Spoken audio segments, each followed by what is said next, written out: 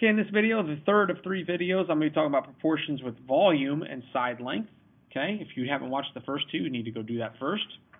Remember this prism here, we had a scale factor of 2 on it. We said we're going to double each side length. And what we found out is if we took 2 and squared it, the scale factor, and square it, then we have 4 times as much area, surface area, right? Question is it 4 times as much volume? Well, let's go through real quick and figure it out. What is the volume of each of these shapes? So ignore the stuff on the bottom. The volume of this shape is 5 times 2 times 1. That's 5 times 2 is 10 times 1. The volume of this shape is 10. The volume of this shape, is it 40? That's the question. And if I look, I see it's 10 times 4, which is 40, times 2. The volume of this one is 80. So if I'm going to find the surface area, I square the 2. But it doesn't work that way for volume, does it? And in fact, what we find out is this.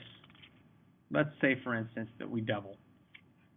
If I have length times width times height, right? And I take the scale factor of 2. So I have twice the length now, and twice the width, and twice the height. It turns out that I have 2 times 2 times 2. I have 2 cubed.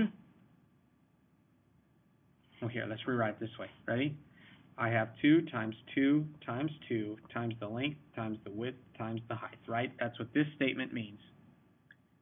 Notice that this here is just the original volume. V sub 0 I wrote it as. That's the original volume. Look what I have to multiply it by. Scale factor of 2, it's no longer 2 squared, it's 2 cubed.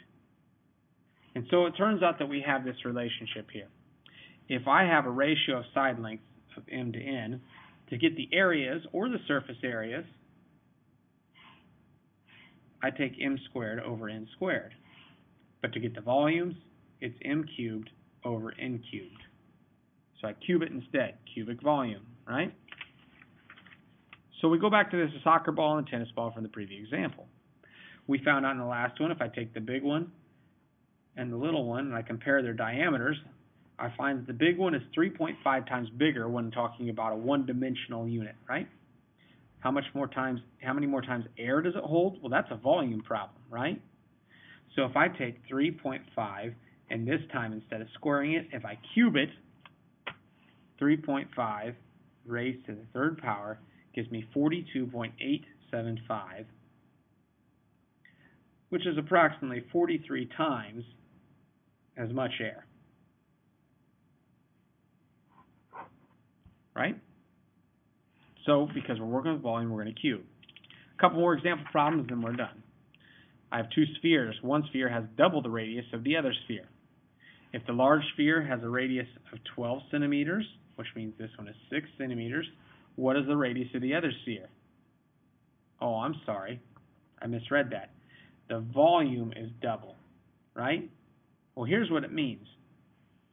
In order to get from this to this, I had twice as much volume. So what did I do? In other words, if the scale factor was 2, that means I'd have 8 times the volume, right? Because 2 cubed is 8. If the scale factor was 3, that means 3 cubed is 27 times the volume. So what do I do in order to get backwards? If I have 27, how do I get down to the 3? If I have 8, how do I get down to the 2? If I have 2 times the volume, what's the scale factor? Well, you might notice on your calculator, this is like the opposite of cubing, isn't it?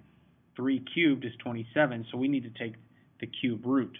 If on your calculator, I hope you found already the cube root button. What I'm going to do is I'm going to take then 2, I'm going to cube root it.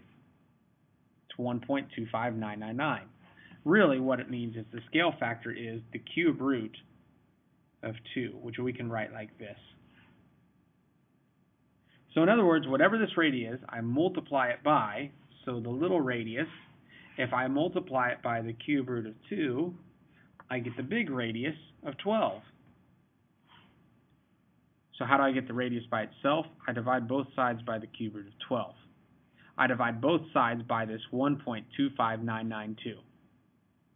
So if I take 12 and divide it by that, I get 9.52 centimeters. One more problem. No, 2 more.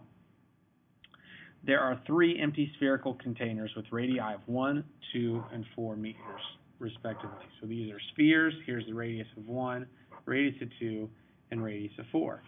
How many fillings of the middle-sized container would be equivalent to 1 filling of the largest container? How many of the little spheres of the medium spheres would fit into the biggest sphere? Well, here's what I know. I doubled the radius. How many fillings of the middle size? You know what? That sounds like a volume problem, right? So if I double the radius, that means I take 2 cubed to find the change in volume. I have 8 times as much volume. One more problem. In the course example, by the way, that last example straight off the ACT. Ice cream company needs to know how much ice cream can fit in its new ice cream cones. That looks like a volume question to me. Using 3.14 for pi, approximate how much ice cream will fill the cone level to the top. Okay. Oh, this is just a straight volume problem. This has nothing to do with anything else. You know what? We're going to skip this one because you can do that one, but it has nothing to do with the topic that we're talking about here, which is about comparing different volumes. That should have been in a different unit. Hopefully you're good to go on this. Know the relationship, when to square it, when to cube it, so on and so forth. Know how to cube root something. That turns out to be pretty important, doesn't it? And I'll see you in class so we can work on some problems together.